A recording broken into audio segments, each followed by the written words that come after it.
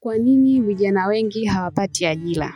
Je, suluhisho ni kusubiri au kujitengenezea fursa? Baada ya miaka mingi ya kusoma, wengi huamini kwamba wakihitimu watapata kazi mara moja. Lakini kwa maelfu ya vijana, maisha baada ya kuhitimu huwa tofauti kabisa na wanavyotarajia. Baadhi yao hutuma maombi ya kazi kwa miezi au hata miaka kadhaa bila kuitwa kwenye usaili. Wengi hukata tamaa na kuanza kuamini kuwa elimu yao haikuwa na maana wala manufaa.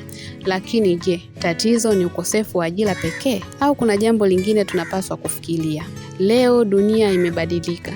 Waajiri wengi wanahitaji si cheti tu, bali pia ujuzi wa vitendo, uwezo wa kutumia kompyuta, kuhariri video, kupiga picha, kutengeneza maudhui, kufanya biashara mitandaoni au kuwasiliana vizuri unaweza kuwa sababu ya mtu kupata ajira. Lakini si kila mafanikio yanatokana na kuajiriwa.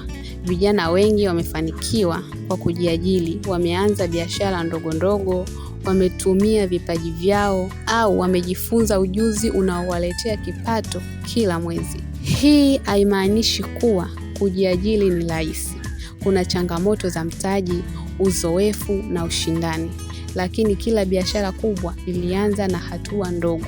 Badala ya kutumia muda mwingi kulalamika kuhusu ukosefu wa ajira, ni muhimu kujiuliza, ni ujuzi gani ninaweza kujifunza leo ambao utaniongezea thamani kesho?